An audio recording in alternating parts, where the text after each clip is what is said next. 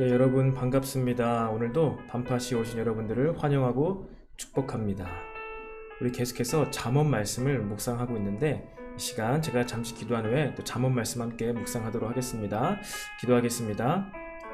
살아계신 주님 감사합니다.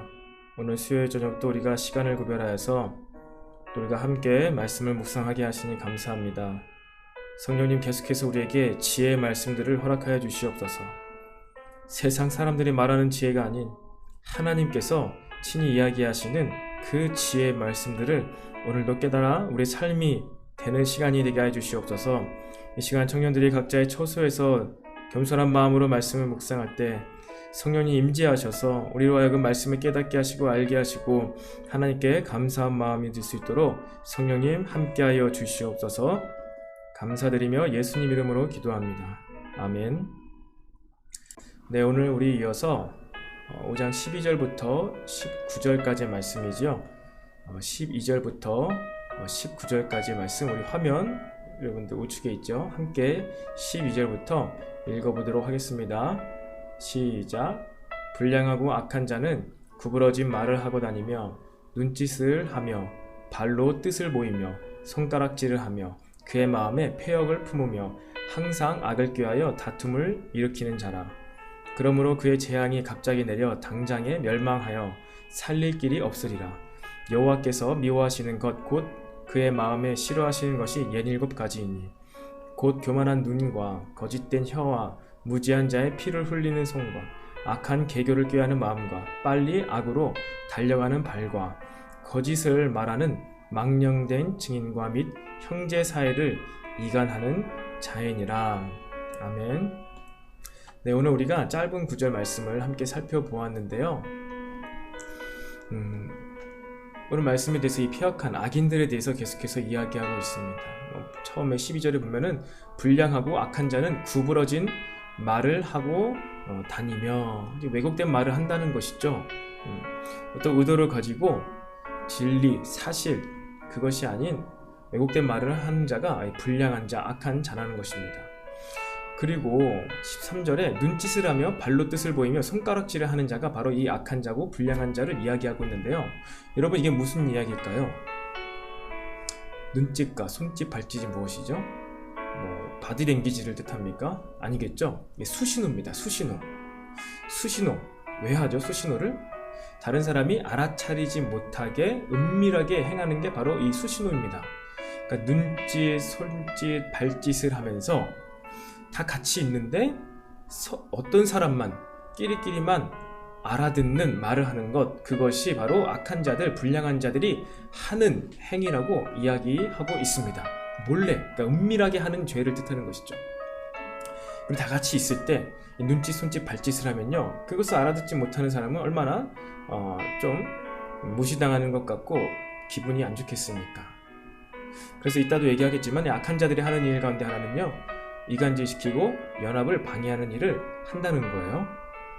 그래서 이러한 자들은 14절 하반절에 보듯이 다툼을 일으킵니다.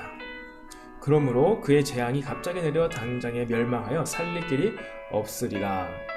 이렇게 악한 자들에 대해서 그들이 실제적으로 이렇게 이런 일을 통하여 악을 행하고 다툼을 일으키는데 그에게 여호와께서 재앙을 내리신다 이렇게 얘기하면서 종합적으로 하나님께서 싫어하시는 것 67가지를 67가지란 뜻인데요, 67가지를 이야기하고 있습니다. 17절부터 나와 있죠. 제가 하이라이트 해놨는데 곧 교만한 눈, 혀, 손, 마음, 발, 그리고 증인, 이간자 이렇게 되어 있는데, 여러분 교만한 눈 무엇일까요? 교만한 눈은요, 그 마음을 뜻합니다. 이 눈이라고 번역된 단어가 이제 마음이라고도 번역이 되는데, 한마디로 그 사람의 눈을 보면은 마음을 알 수 있다는 것이죠. 교만한 눈, 교만한 마음이란 뜻입니다. 교만한 마음을 가지고 있는 자에게서 무엇입니까? 혀는 무엇을 뜻합니까? 말이죠. 거짓된 말이 나온다는 거예요. 교만하고 하나님이 없는 것처럼 또 하나님보다 더 스스로 높아지려고 하는 자들은요, 거짓말을 한다는 것이죠. 그래서 그 거짓말하면서 뭡니까? 무지한 자, 사람들의 삶을 파괴한다는 것입니다. 무지한 자의 피를 흘리는 손, 사람들의 삶, 무죄한 자들의 삶을 파괴하는 일을 한다는 것이에요. 그리고 그런 자들은 악한 계교를 꾀하는 마음, 악한 계교, 그러니까 악한 일을 꾸미는 그것에 마음이 쉽게 가며 빨리 악으로 달려가는 발은요, 이 악에 대해서 익숙하다는 겁니다. 습관처럼, 아주 중독된 것처럼 그렇게 우리가 악한 곳으로 아주 거리낌 없이 자연스럽게 흘러가는 그 발, 이게 바로 빨리 악으로 달려가는 발이에요. 한마디로 악을 저지르는 데 있어서 뭔가 죄를 짓고 하나님이 싫어하는 일을 하는 것에 있어서 뭔가 점검도 되어지지 않고 뭔가 마음의 양심이 작동하지 못하고 그냥 그렇게 행했을 때 양심의 가책을 받지 못하는 것, 하나님께서 미워하신다, 여호와께서 미워하신다는 거예요.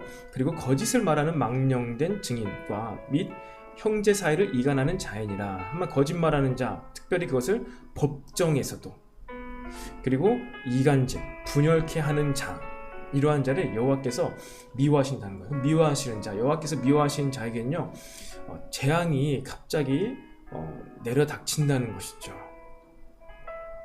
그래서 이게 지혜의 메시지입니다. 왜곡된 말을 하지 않고 남들이 있는 곳에서 손짓 발짓 수신호 이런 것을 통하여서 서로 끼리끼리만 그 내용을 이해하는 것, 이것은 정말로 우리 13절의 내용은 우리가 흔히도 하는 행동인 것 같아요. 물론 우리가 악을 꾀하기 위해서 이렇게 수신호를 하는 일은 많이 없을 것 같긴 합니다. 그렇지만 우리가 동일하게 잠언서에서 일단 나중에 다루겠지만 악은 그 모양이라도 버리라고 했어요. 눈짓, 손짓, 발짓 대놓고 하지 못하는 이런 은밀한 일은요, 악의 모양이라는 거예요. 예수님께서, 하나님께서 눈짓, 손짓, 발짓 한 적은 없으세요. 자신의 뜻, 자신의 목적, 의지를 정확하고 분명하고 구체적으로 항상 말씀하셨습니다. 그것을 못 알아들어서 문제였죠. 그런데 악인들은 이렇게 수신호를 통해서 은밀하게 자기네들만 알아듣는 행위를 한다는 거예요. 이러한 자는 항상 어딜 가든지 다툼을 일으킨대요. 그러니까 악을 행하기 위해서든지 아니면 악의 모양이 나의 삶을 통해서 나타날 때는요, 나는 그것을 의도하지 않았지만 다툼과 분열이 나타날 수도 있다는 것입니다. 그래서 우리는 악의 모양을 버려야 되는 것이죠. 담배를 피지 않는데 담배를 굳이 내 주머니에, 내 손가락 사이에 껴놓고 있을 필요가 없는 것이에요. 그런 뜻이죠. 악의 모양이라도 버리라는 거예요. 악의 모양이라도 버리는 것. 그래야지 우리의 공동체 안에서 이 오해로 말미암은 이러한 다툼을 우리가 일으키지 않을 수가 있습니다. 다툼이 일어나면 그건 뭡니까? 맨 마지막 19절에 있는 것처럼 형제 사이를 이간하는 자, 원튼 원치 않든 혹은 의도적이든 형제 사이, 한마디로 믿음의 공동체 사이를 이간하는 자, 이것을 하나님께서 미워하신다는 거예요. 아주 구체적인 것이죠. 교회를 열심히 안 다니는 사람, 기도를 많이 안 하는 사람, 이런 것이 아니라 이 잠언에는요, 일반적인 이 세상의 지혜를 이야기하고 있습니다. 그것을 하나님의 기준에 맞춰서 우리의 신앙생활에 대해서 얘기한 것이 아니라, 물론 신앙생활도 우리의 일상생활 위에 올라와야 되겠죠. 우리의 이 더 저변에 깔려있는 일상생활에서 우리가 하나님을 아는 자로서 피해야 될 일들, 하나님께서 싫어하시는 일들에 대해서 기록하고 있습니다. 교회 안 오는 것, 기도 많이 못하는 것, 말씀 묵상 못하는 것, 이런 것만 하나님께서 미워하시는 것이 아니라 바로 여기서 이야기한 7가지, 교만한 눈, 마음, 거짓을 말하는 이 말, 그리고 남의 무지한 사람의 삶을 어렵게 하고 파괴하는 것, 그리고 습관적으로 죄를 짓는데 그것을 의식하지 못하는 것, 그리고 거짓의 증인과 형제 사이를 이간질하게 만드는 이 일, 이것까지 하나님께서 미워하신다는 거예요. 그래서 우리가 말씀을 생각하면서 함께 기도했으면 좋겠습니다. 시간 기도할 때 살아계신 주님 감사합니다. 오늘도 우리에게 말씀하시고 듣게 하시니 감사합니다. 하나님께서는 우리 모든 믿는 자, 여호와 하나님을 아는 자들은 이처럼 우리 삶의 모든 라이프 스타일 가운데에서 우리가 하나님이 미워하시는 것이 무엇인지 또 이렇게 구체적으로 말씀해 주시니 감사합니다. 성령님, 이 시간 이 말씀, 여호와께서 미워하시는 이것을 우리가 피하게 해주시옵소서. 그래서 우리가 참된 지혜로운 자가 되게 해주시옵소서. 말씀을 기억하며 함께 기도하겠습니다. 살아계신 주님 감사합니다. 오늘도 우리에게 지혜의 말씀을 주시고 하나님께서 미워하시는 자에게 재앙을 내리신다고 말씀하십니다. 아버지, 우리의 전 인생 가운데 우리 신앙생활, 아버지뿐만 아니라 이 신앙생활 자체도 아버지 우리의 일상 가운데 포함되어 있을 텐데, 우리가 이 하나님께서 명령하시는 이 삶들, 이 하나님께서 미워하시는 삶의 모습들을 우리 삶에서 발견케 하여 주시옵소서. 우리 마음 가운데, 우리 생활의 습관처럼 혹은 중독되어 있는 것 가운데 이러한 17가지 모습이 있지는 않습니까? 주님, 악은 어떠한 모양이라도 버리라고 하셨습니다.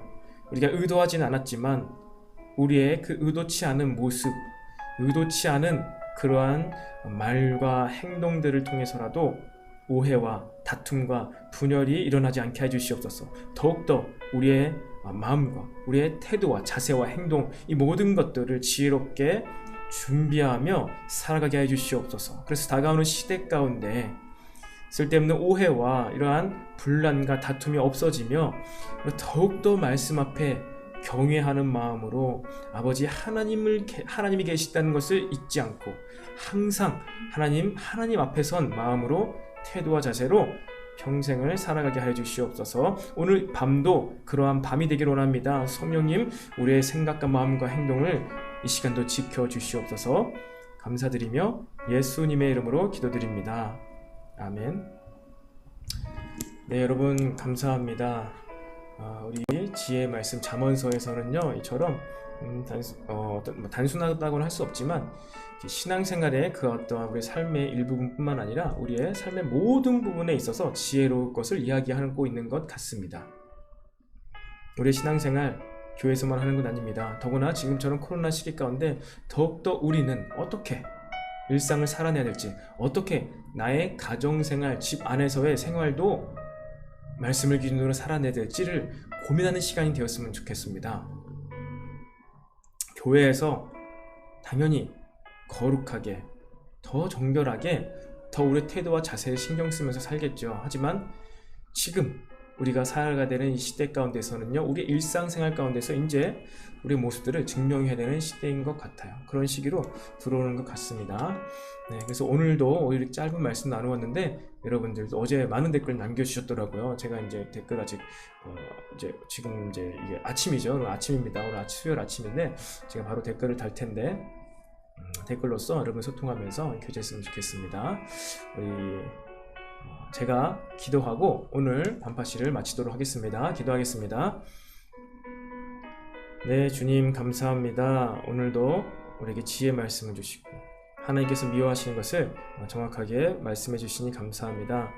주님, 우리가 우리 집, 이 영상을 보고 있는 우리 집 안에서와 또 우리의 모든 출퇴근길과 우리의 일터에서의 모습, 이 모든 것들이 하나님 말씀의 기준에 합당하게 하여 주시옵소서.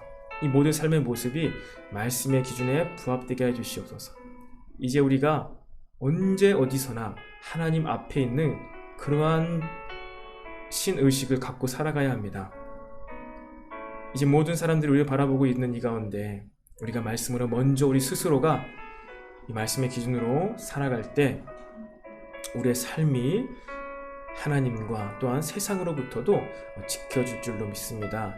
성령님, 우리의 삶을 더욱더 말씀으로 가르쳐 주셔서 말씀으로 우리의 삶을 우리가 스스로 지켜 보호하게 하여 주시옵소서. 오늘 하루도 감사드리며 예수님 이름으로 기도드립니다. 아멘. 아멘. 네, 여러분, 우리 다음 주 월요일 만나겠습니다. 네, 제가 학교가 다음 주에 이제 개강을 하는데 보니까 어제 결정 났어요. 이제 온라인으로 하기로 결정이 나서 아마 제가 계속 반파시를 할 수 있고 또 실시간으로도 아마 진행할 때가 있을 것 같습니다. 다음 주 월요일 날 뵙도록 하겠습니다. 감사합니다.